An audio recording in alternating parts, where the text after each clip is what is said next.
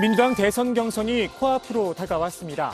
현행 당원 당규대로 라면 오는 21일부터 예비후보 등록이 시작되는데요. 오늘 나온 여론조사 결과 이재명 경기지사가 단연 1위입니다. 벌써 몇 달째 수위를 지키고 있는데요. 이대로 간다면 이재명 대세론이 굳어질 분위기입니다. 다른 주자들 입장에선 판을 흔들 변수가 절실하겠죠. 의외로 내놓은 해법은 단순했습니다. 아마 시험을 앞두고 이런 상상 한 번쯤 해보셨을 겁니다. 혹시 지진 안 나나? 라고 말입니다.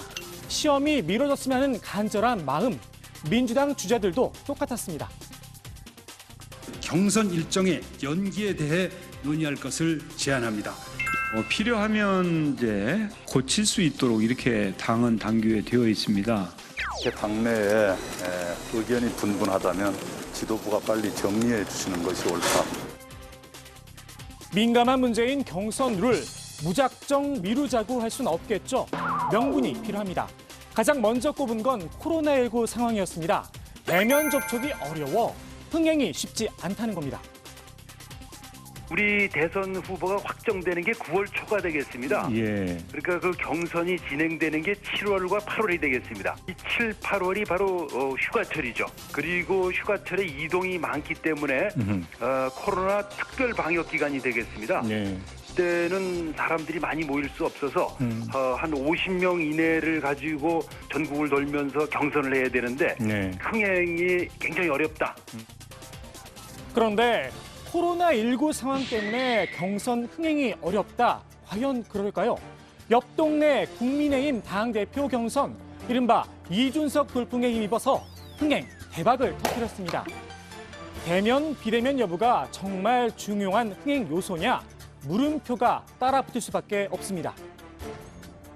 저희가 그걸 한 가지만 제안을 한 건 아니고요. 네. 우리도 슈퍼스타 K 방식이라든지 MBC 같은 건 복면가왕 방식이라든지 예, 예. 이런 것들을 같이 하자.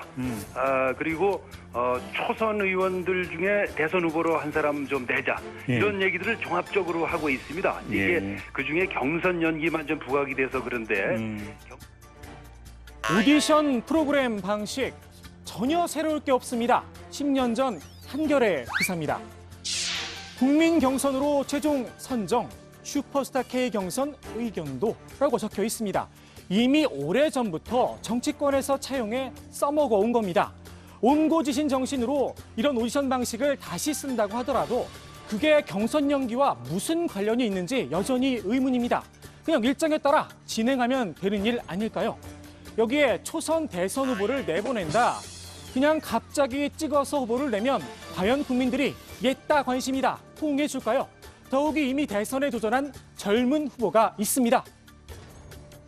김대중의 40대 기술론 이후 두 번째 정치혁명을, 노무현 돌풍 이후 두 번째 한국 정치의 대파란을 여러분들께 약속드립니다. 여론조사 결과 다시 한번 살펴볼까요? 박영준 의원, 마의 5% 벽을 뚫고 3위에 올라섰습니다. 국민들이 이미 알아서 판단하고 있는 겁니다. 박 의원은 오늘 대선 경선 연기에 반대한다는 입장을 밝혔습니다. 후보를 먼저 선출하면 혹독한 검증을 받아 선거에 불리하다는 주장도 있죠. 이 역시 근거가 부족합니다.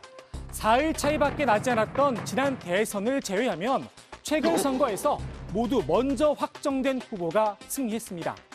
명분이야 어찌됐든 선수로 나선 주자들 대부분은 경선 연기를 주장하고 있는데요. 이재명 대 반 이재명 구도가 읽힙니다. 대선 경선 일정을 둘러싼 민주당의 상황, 영화 속 이 장면이 떠오릅니다. 건달 사장이 뭐요? 한번 읊어봐. 이 형님, 쪽팔리지 말자. 다구리로 맞지도 말자.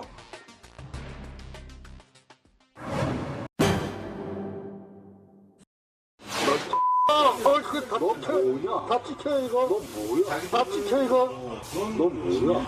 우리 택시 기사야, 택시 기사. 신고할게. 다 찍혔습니다. 경찰서로 갑시다. 이용구 전 법무부 차관의 택시기사 폭행 사건. 경찰이 이전 차관의 이 폭행 영상을 보고도 묵인을 해서 봐주기 논란이 제기됐었죠.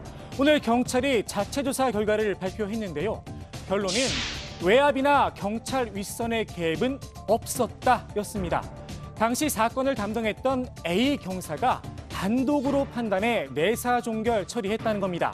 경찰은 A 경사에게 특수직무유기 혐의를 적용해서 검찰에 송치하기로 했습니다.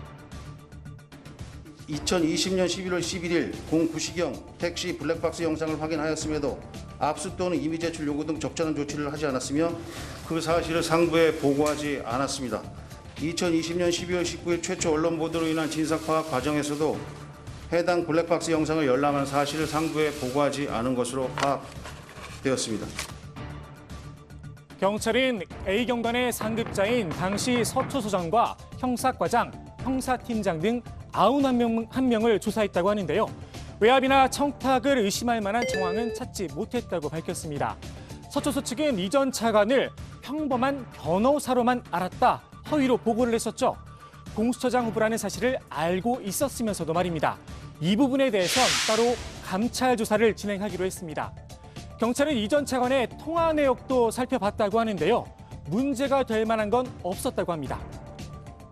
서초경찰서의 사건 처리 기간 중 이 전 차관이나 이 전 차관의 통화 상대방이 경찰 고위 간부나 서초소장 이하 사건 담당에게 통화 내역을 발견할 수 없었으며 모든 대상자는 외압 청탁 영향 행사에 대해서 그런 사실 없음을 진술하였습니다. 결국은 A 경사의 개인적 일탈이란 이야기인데요. 이런 의문이 들긴 합니다. 아무런 외유나 청탁도 없었는데 왜 굳이 이전 차관을 봐줬느냐? 오늘 발표에선 동기에 대한 설명은 없었습니다. 경찰은 이전 차관과 택시기사도 검찰에 송치했습니다. 증거인멸 교사와 증거인멸 혐의를 적용했는데요. 이전 차관이 택시기사에게 준 이 1,000만 원의 합의금, 영상 삭제의 대가로 본 겁니다. 택시기사는 영상을 삭제하지 않았다고 했었죠. 그때도 지우라니까 그냥 알겠습니다. 그랬겠어요? 내가 그걸 왜 지우니까. 내가 이거 안 보여주는 거지. 그걸 왜 지워야 되느냐고 내가 반박을 해봐. 그런데 경찰 수사 결과는 달랐습니다. 영상을 삭제한 정황을 확인했다고 합니다. 경찰은 오늘 재발 방지를 위한 후속 대책도 발표했는데요. 중요 사건은 수사에 들어가기 전 이루어지는 내사 단계부터 시도경찰청과 국가수사본부의 지휘를 받게 한다는 방침입니다. 또 사안이 중요해서 필요하다고 판단될 경우 시도경찰청이 직접 내사에 나서기로 했습니다. 경찰은 이 내사라는 용어도 입건전 조사로 바꾸기로 했는데요. 내사라는 말 자체가 은밀하게 조사한다는 오해와 불신을 준다는 겁니다. 경찰에 대한 오해와 불신, 과연 이 내사라는 용어 때문이었나 싶기도 합니다. 오늘의 톡쏘는 한마디입니다. 무엇이 중은 무엇이